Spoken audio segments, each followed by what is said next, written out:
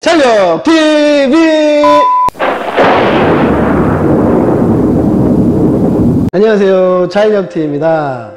현재 중3 역사는 크게 한국사 부분과 세계사 부분으로 나누어져 있습니다. 이 중에서도 여러분들이 만약에 세계사 부분을 학습하고 싶다면 가장 먼저 16세기 이후 유럽을 중심으로 하는 서양 역사의 큰 흐름에 대해서 반드시 알고 있어야 됩니다. 그래서 이번 영상에서는 16세기 이후 유럽을 중심으로 하는 서양 역사의 큰 흐름에 대해서 사건을 중심으로 한번 살펴보도록 하겠습니다.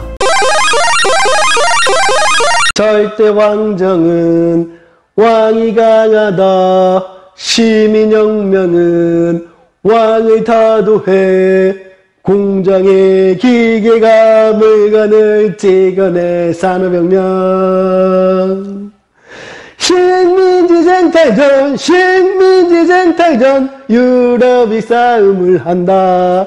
제국주의 1차 2차 세계대전, 미소 대립, 냉전시대. 16세기 이전에 독일, 프랑스, 영국과 같은 유럽의 국가들은 봉건제 사회였습니다. 기억나십니까? 중학교 2학년 때 배웠었는데, 봉건제 국가는 한마디로 중앙에 있는 왕의 힘이 약해서 왕이 지방을 직접 지배할 수가 없었고, 그래서 각 지역에, 각 지방에 영주들이 존재하고 있었습니다. 이러한 영주들은 각 지역을 직접 지배하면서 재판권도 가지고 있었고, 그 지역의 사람들도 직접 지배할 수 있었고, 군대도 보유하고 있었습니다. 대신 이러한 영주들은 정기적으로 왕에게 자기 지역에서 나는 생산품을 갖다 바치면 됐습니다. 이런 것을 우리가 중세 봉건제 사회라고 불렀고, 이것은 다른 말로 지방 분권적 사회라고도 합니다. 지방 분권, 권력이 지방으로 분산되어 있다. 영주들, 지방에 있는 영주들이 권력을 가지고 있다. 이것이 가능했던 이유는 중앙에 있는 왕의 힘이 약했기 때문입니다. 이러던 것이 16세기가 되면서 절대왕정은 왕이 강하다. 절대적으로 왕의 힘이 강해지는 절대왕정이 16세기에 등장하게 됩니다. 그럼 당연히 이제 상황이 바뀌겠죠. 각 지방을 이제 직접 왕이 지배할 수 있을 정도로 왕의 힘이 강해졌고, 그래서 기존의 권력을 가지고 있던 영주들이 점점점 권력을 빼앗겨서 왕 밑에 흡수가 되어가지고 중앙의 귀족으로 흡수가 됩니다. 그래서 절대왕정은 기본적으로 왕이 중심이 되어서 절대적으로 권력이 강해진 왕이 중심이 되어서 나라를 통치했던 것이 바로 절대왕정입니다. 여기에 플러스 중앙 귀족이 왕과 협력을 해서 나라를 다스렸던 것입니다. 그런데 모든 결정권, 실제적인 결정권은 왕이 가지고 있었겠죠? 절대적으로 왕의 힘이 강했으니까. 그런데 문제는 이 16세기에 절대왕정만 등장한 게 아니라 새롭게 시민이라는 계층이 성장을 했습니다. 시민은 도시에 사는 사람들을 시민이라고 불렀는데요. 시민이 어떻게 생겨났냐면 16세기 전에 중세 봉건제 사회가 처음에 만들어졌을 때는 농사만 짓고 살았습니다. 그러던 것이 이제 시간이 지나면서 농업 생산량이 늘어나면서 남는 물건, 잉여 생산품이 생겨났고, 이것을 상인들이 팔기 시작을 했습니다. 그래서 이렇게 상인들이 모이는 장소가 자연스럽게 시장이 되었고요. 시장이 형성이 되자 이제 수공업자들이 물건을 만들어서, 수공업자는 손으로 뭔가 만드는 사람들이죠. 수공업자들이 물건을 만들어서 또 시장에 모였고, 그러다 보니까 시장에 사람들이 많아졌습니다. 그리고 이러한 물건들을 필요로 하는 사람들이 더 많이 시장에 모이기 시작했고, 그러면서 집도 생겨나고 음식점도 생겨나고 가게도 생겨나고 울타리도 만들어지고 성벽이 쳐지면서 자연스럽게 도시가 만들어지게 된 것입니다. 그리고 이러한 도시에 사는 사람들은 대부분 상인이나 수공업자들이 많았습니다. 그래서 이런 사람들이 자연스럽게 도시의 시민이 되었고, 주체적으로 도시를 이끌어가기 시작했습니다. 이러한 시민들이 16세기가 되면 절대왕정이 등장했을 때 이러한 시민들도 함께 성장을 했고요. 돈도 엄청나게 많이 벌었습니다. 그런데 절대왕정, 왕의 힘이 엄청나게 강한 절대왕정을 계속 유지하려면 당연히 왕은 뭐니 해도 돈이 필요하겠죠. 그러자 이런 절대왕정을 계속 이끌어가기 위해서 절대왕정의 왕들이 시민들에게 세금을 엄청나게 많이 걷기 시작한 겁니다. 그러자 처음에는 시민들이 그냥 아유 어쩔 수 없이 내야지, 왕이 까라면 까야지 해가지고 처음에는 세금을 냈는데 시간이 지날수록 이런 시민들의 생각이 바뀌기 시작합니다. 아니 우리는 언제까지 왕이나 귀족들이 세금 내라 하면 세금 내야 돼? 우리가 호구야? 바보야? 우리가 언제까지 호구짓을 해야 돼? 안 되겠다. 우리 더 이상 호구짓, 바보짓 하지 말고 왕에게 저항하자. 우리가 마음대로 세금을 삥 뜯기는 이유는 우리가 정치에 참여하지 못하기 때문이다. 정치는 나라다. 나라를 다스리는 거예요. 우리가 정치에 참여하지 못하기 때문이다. 정치는 왕과 귀족들만 하기 때문이다. 안 되겠다. 우리도 이제 정치에 참여해달라고 하자 하면서 시민들이, 도시에 살고 있는 시민들, 상인이나 수공업자들이 왕에게 저항을 하기 시작했습니다. 그것이 바로 시민혁명입니다. 시민혁명은 왕을 타도해 왕에게 저항을 하기 시작한 것입니다. 그러면서 이들이 요구했던 것은 참정권, 정치에 참여하게 해달라 였습니다. 그래서 17세기에 영국을 시작으로 해서 미국, 프랑스에서 시민혁명이 발생이 되었습니다. 이것은 다음번 시간에 배우도록 하고요. 그리고 시민혁명이 발생하고 나서 또 유럽 사회에 어마어마하게 큰 사건이 발생합니다. 그것이 바로 무엇이냐? 18세기 중반에 영국에서 시작돼서 전 유럽에서 발생했던 공장의 기계가 물건을 찍어내 산업혁명. 산업혁명이 전 유럽에서 18세기 중반에 영국을 시작으로 발생되게 됐던 것입니다. 산업혁명은 한마디로 공장을 만들고 기계를 만들고 공장에서 대량으로 물건을 찍어냈던 것입니다. 이게 바로 산업혁명입니다. 산업혁명이 일어나자 또 유럽 사회에서 엄청나게 큰 사건이 발생합니다. 그건 바로 무엇이냐? 19세기 후반부터 식민지 쟁탈전, 식민지 쟁탈전, 유럽이 싸움을 한다.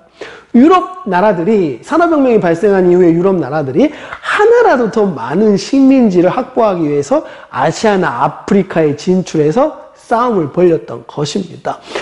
이러한 식민지는 산업혁명 이전에도 유럽의 많은 나라들이 조금씩 아시아나 아프리카에 진출해서 식민지를 만들고 있었는데요.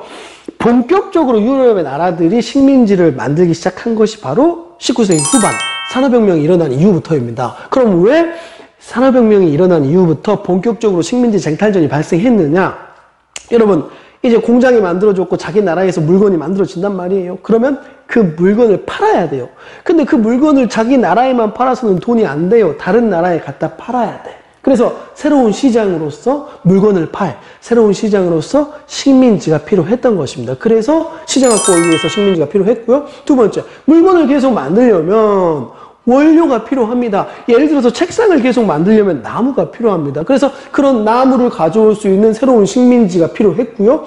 원료 확보를 위한 식민지가 필요했고요. 그리고 마지막으로 이렇게 해서 이제 돈을 벌게 되면 돈을 자본이라고 해요. 이러한 자본을 그냥 가지고 있으면 저축만 하면 바보입니다. 이것을 새롭게 투자를 해야 됩니다. 새롭게 투자할 시장으로서 식민지가 필요했던 것입니다. 새로운 식민지에 공장을 만들고 기계를 세워서 또다시 거기서 물건을 찍어서 더 많은 돈을 벌려고 했던 것입니다. 세 번째, 자본을 투자할 곳으로서 식민지가 필요했던 것입니다. 이러한 이유로 인해서 산업혁명 이후에 19세기 후반부터 식민지 쟁탈전, 식민지 쟁탈전, 유럽이 싸움을 한다. 이런 제국주의, 식민지 쟁탈전을 펼쳤던 제국주의가 발생했던 것입니다. 제국주의가 발생하자 어떤 사건이 또 발생하느냐? 결국은 식민지 쟁탈전을 벌였던 유럽의 나라들이 나중에는 크게 두 팀으로 나누어서 빵! 크게 싸움이 벌어졌습니다. 그것이 바로 1차 세계대전과 2차 세계대전이었습니다. 이러한 1차, 2차 세계대전은 20세기 초에 유럽 국가들이 중심이 되어서 발생이 되었는데요. 1, 2차 세계대전의 결과, 어떠한 결과가 벌어졌느냐? 2차 세계대전이 끝났을 때 유럽의 나라들은 당연히 거의 다 힘을 잃었겠죠. 본인들끼리 싸웠으니까. 대신 새롭게 미국이라는 나라가 어마어마한 강대국으로 등장을 했습니다. 2차 세계대전이 끝나고 미국이라는 나라가 강대국으로 등장했고, 미국은 자본주의를 대표하는 국가가 되었습니다.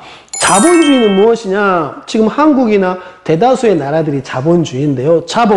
자유롭게 자기가 가지고 있는 자본, 돈을 투자해서 물건을 만들어서 이득을 얻을 수 있는 게 바로 자본주의입니다. 그래서 본인이 노력한 만큼 부자가 될 수 있는 게 바로 자본주의입니다. 그런데 이러한 자본주의의 문제점은 산업혁명 이후부터 이러한 자본주의가 엄청나게 발전했는데 이러한 자본주의의 문제점은 빈부격차가 엄청나게 생겼다는 것입니다. 그래서 공장의 사장들은 엄청나게 돈을 많이 버는 반면에 공장에서 일어나는 노동자들은 백날 일해도 월급이 얼마 오르지가 않아.